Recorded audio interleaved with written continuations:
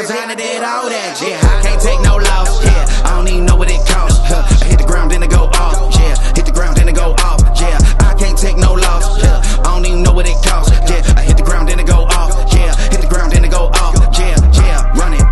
Ooh, I really feel it's my time, think it's my year. Yeah, yeah, I really feel it's my time, think it's my year. Yeah, yeah, I really feel it's my time, think it's my year. Yeah, yeah, I really feel it's my time, think it's my. Yeah. But we're about 6 months in. I think it'd be cool to kind of just talk about some highlighted fights of each month. Let's do do it, it, bro. bro. What do you say, Rob? I think so, man. What is this, July 5th, the day after the 4th, man? Happy 4th to everyone out there. Let's just go back in memory lane and let's talk about some good highlights. Though. Okay. Let's do it. You want to go first or should I go first? Man, I'll go first, man. Okay. So for the month of January, man, a really good fight for me is Jamal Hill versus Glover. Man, that fight was 25 minutes Sweet dreams. 25 minutes of nonstop war. I like that Glover went out there and gave it his all, man. He was not shy at all from the young hungry Jamal Hill. Yeah, he was hungry, bro. Yeah, so He really came after that him. has to be one of my memorable or favorite fight of the month of January, man. Jamal Hill became the light heavyweight champion. Impressive, and I can't wait to see him retain the belt and see what else he has incoming for this year. Yeah, I can't wait to see him fight Yuri. That was a great fight. I would say if not that one, I like Sean Strickland's win that month against Imavov. I didn't think he was going to get past Imavov. I thought Imavov was a little bit too crafty, and he was just the future. Yep. So to see him beat Imavov, and now On short notice. and now to see Sean, who just beat Magomedov in the second round, makes me go back to January when he beat Imavov, and it just got me thinking. All right, Sean Strickland's got a lot more. He's got a lot better with his stand-up. He's got a lot more craftier. He just improved a lot. And with his takedown defense, he got up in this latest fight with Abus. Yeah. And I believe in January. even the wrestling. Yeah, man. So it could be all that work with Action Man. Chris Curtis, right? Yeah. He's got a good partner over there, good team. So, yeah, interested to see what he does next. But that's my fight for January. Yeah, man. Let's move it along to February, man. In February, we had a really good fight. I'm going with the women here. I'm going with Erin Blanchfield. I think her fight against Jessica Andrade was top tier, man. It really opened up my eyes that we have a new contender in the female division here. I think what she did as Jessica Andrade to finish her, I believe it was the second or third round to finish her, a veteran like Jessica. That's just really opened up my eyes that we definitely have a contender, and that's definitely going to be my fight for the month of February. She definitely got the attention of that whole division. And now with Alexa Grasso, the champ, she's going to be fighting Valentina. We'll see what happens there. Yep. Blanchfield definitely going to make a splash soon. So I like that one. I'm going to go with the big guns.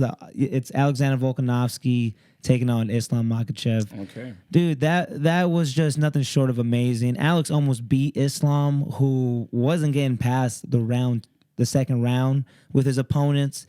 Islam was looking indestructible. People were calling him, Khabib Jr., like the next Khabib. And to see Alex being the smaller guy as far as weight class goes, because we all know how. And by height, too. And by height, right? Because we all know, like, by heart, he's bigger. He used to be a big guy, like over 200 pounds. But right now, he's smaller, 145. 100%, okay? Yep. So to see him almost beat Islam is nothing short of amazing, and that's why he's pound for pound number one. Yeah, man, great fight. I agree, man. That fight was definitely top notch. 25 minutes of nonstop war. Let's move it along. Did Islam win or did Volk win? I think Islam won. Yeah. I think so too. But it was very close. Yeah, man. I disagree on that. I don't think it was close. You think it was 3-2? I think it was I think it was 4-1. I think Islam won 4 rounds. Oh, 4-1. I think it was 3-2. Yeah, I think Volkanovski got the 5th round, and I think Islam just got the rest. Man, he had ground control, and he also was. I just thought he was the better fighter that night. Okay. But yeah, dope fight in February. Yeah. Moving on to March. We go to March, man. What you like, Rob? And March for me, man, I gotta say Peter Yan versus Merab was a great fight.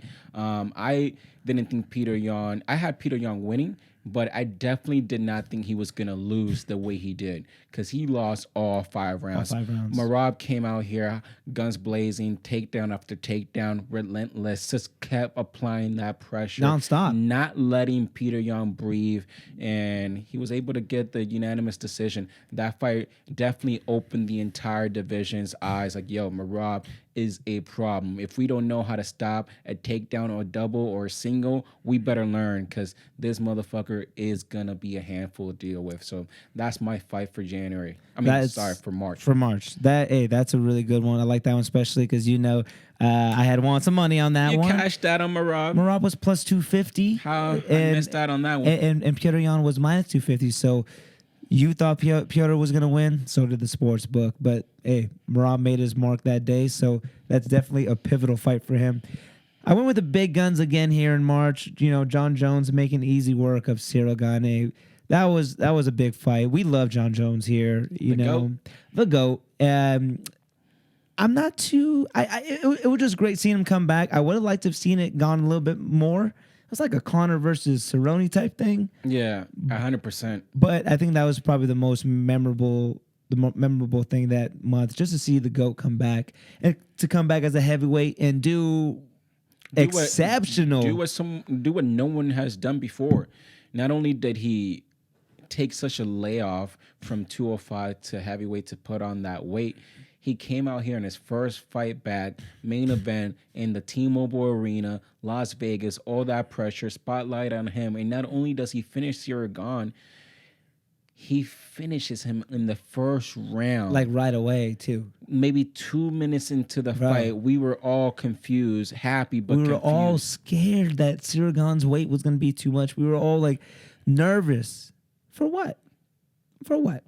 That went the under. Yeah.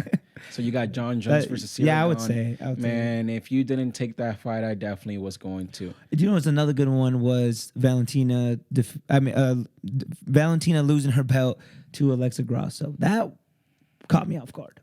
You want to know something crazy? I still haven't seen that fight yet. That caught me off guard. You haven't seen it yet? Not yet. I gotta get. I'll definitely watch it before the second one takes place. Grasso's boxing, bro. Her boxing is what wanted.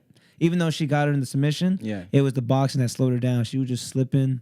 Yeah, it was a good fight. So, what do you think was a good fight for the month of April? Now, you go ahead first. April, with this one. bro. Sorry, guys. I feel like I'm taking all the obvious ones, but Israel Adesanya getting his revenge over Alex Pereira. Yeah, I mean, that fight. What was memorable about that fight? I feel like. Tell me if I'm wrong.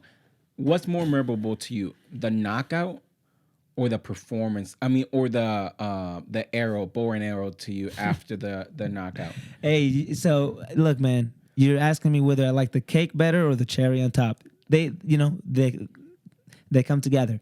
You're right. The arrow thing was epic. I think that's what That's what just like, hey, we're done. Like critical kill. It's over. Yes.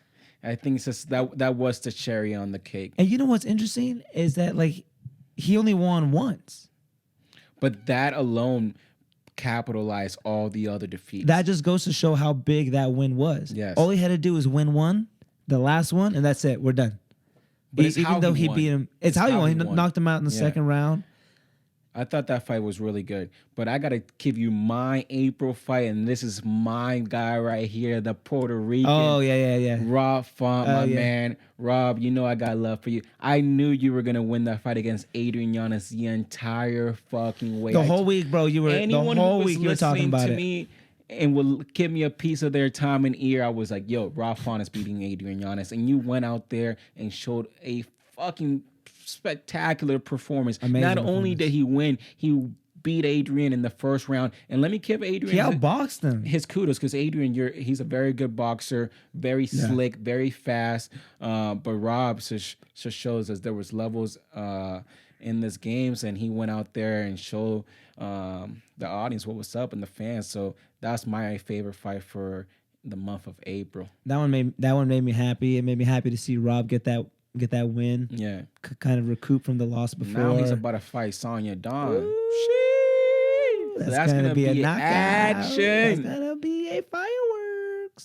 All right, moving on to May. Aljo defeating Henry Cejudo is going to be mine in May. The most memorable thing. Seeing Cejudo come back, trying to get the belt.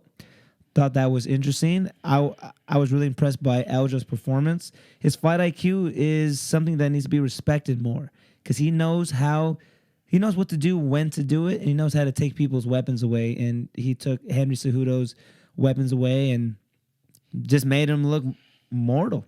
Just made him didn't make him look like Triple C. That fight, I was really shocked for sure. I really thought Henry was going to come back and beat Triple C, come back, out wrestle Aljamain, have better fight IQ throughout the entire 5 rounds. If it lasted 5 rounds, he was saying it wasn't going to, but it did, and Aljamain got the decision.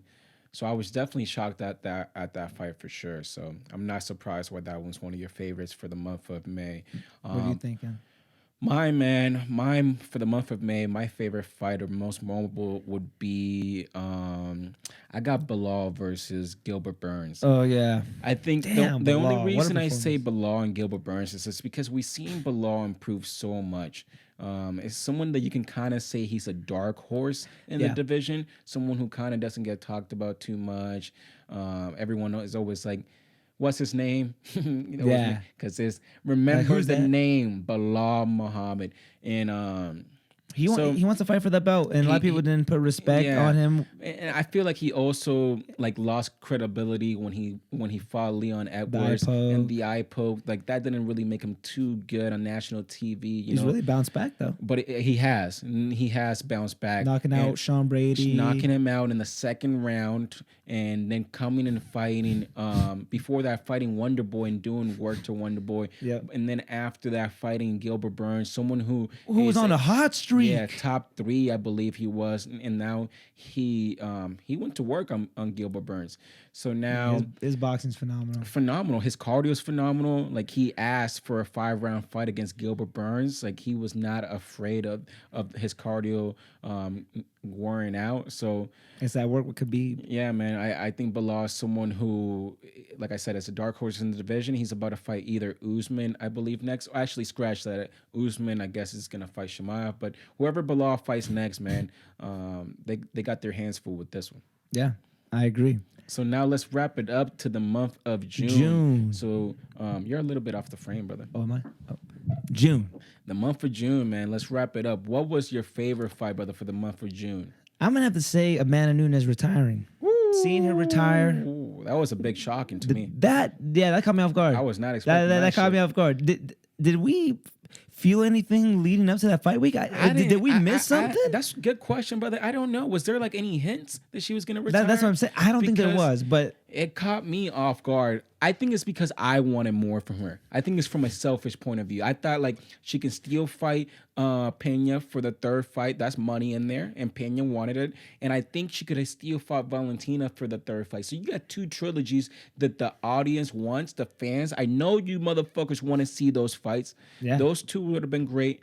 And I feel like if you give it some time, maybe there can be another contender by the time you fight those 2 that's there. So I feel like as far as the Cheddar and the bread, there was still more money to be made in Amanda in the UFC. But now talking as far as her legacy, it's a wrap. She did everything. And I think that's what matters to her. She's like, hey, there's no need to like spoil my legacy for a little bit more money. I think she's content. I think she's happy. I'm happy to see her. It definitely wouldn't be a little bit more money, but yeah. It would be a lot more money. I feel like it would be, but if she's doing this, there must be a good reason. Yeah. And I support her. Like you said, the fighter in me, the fight fan in me, would have loved to see her fight Juliana for the 3rd time and hopefully beating her, and 2 out of 1. Say, hey, yeah, it was a fluke. You caught me on a bad day. Close the door on that shot. Close the door on that. Yeah. So leaving that door open, not too happy, but look, if you feel like it's time. It's time. You retire as double champ. Good for you. Yep. I'm happy to see that you have the courage to do that. Some fighters don't. They don't have the courage to stop. Yep. I don't know. Maybe we might see her again, but this doesn't feel like a false retire. This feels like retire. I agree, man. And for me, my favorite fight in June is the co-main event in that card, which is Charles Oliveira. Let me say that again. Charles Du Bronx Oliveira against Beneil. Oh man, that fight was. Everyone had Beneil. Everybody had Beneil. Charles Oliveira became my favorite fighter. I couldn't decide, man. Even me being so biased, I just thought Beneil was also so good, and I felt like I slept on Beneil so many times in the past, and I'm like, I thought that who knows. I guess Charles LeBron knew the whole time. He knew that he has that championship mentality. He wants to get that belt back from Islam, and that fight was just incredible. And for him to do that against someone like Beneil, someone who was supposed to fight Islam not too long ago, this just tells you where Beneil is as far as his skill set. And Charles went out there, hung with him in the grappling department, and also hung with him in the striking, and was able to knock his ass out, TKO in the first round, I believe. Yeah, it wasn't the first round. That's just phenomenal, man. I was very happy for him. I can't wait for him to fight Islam and fight for the belt again. If he doesn't fight for the belt again, maybe him and the winner of Dustin and Gaethje, maybe they do a rematch of that. And then that could be really entertaining. I would love to see Charles fight either Gaethje or Poirier again. But what I really want to see is him fight for that belt, because after that performance against Beneil, I feel like he deserves it. I like to see him go against Islam again, get another crack at that. Not in Abu Dhabi, let's get a little bit of better circumstances for both fighters. Or maybe this time, I guess you couldn't do it in Brazil this time. I guess you could, because you went to Volkanovski's house. Why not go to Charles Oliveira's house? Why not? That's fair. But if not, safe bet. Las Vegas, T-Mobile, Nevada, baby. Yes, sir. I feel like that's the place where a lot of those fights, those big stakes, they should be there. It's kind of neutral. Actually, it is neutral. It's fight capital, so it's neutral. Big stage, big money. Vegas loves it. You know what I mean? So UFC, hear us out, baby. So, guys. But man, great 6 months. We got another 6 months to look forward to. A lot of matchups being announced just throughout the week. Dana's been announcing all kinds of fights. We got Marlon Vera. He's got a fight coming up. He was gonna fight Henry Cejudo, but that got canceled. Yeah, that's right. So they're looking for another fight. I believe so. But I know we have a lot of fights. He called out Petr Yan. We have Max Holloway versus Korean Zombie in the works. That's gonna happen. That's gonna be fun. Yeah. Oh man, we have a lot of really good fights. Those guys are scrappy. I love seeing Korean Zombie out there. He's scrappy. He really leaves it all. Win or lose, he really leaves it all out there. So. All right, guys, that's going to wrap up this video. Thank you so much for tuning in to another podcast. It's great to have you here again, Rob. Yes, sir. As always, Rob and Rich signing off.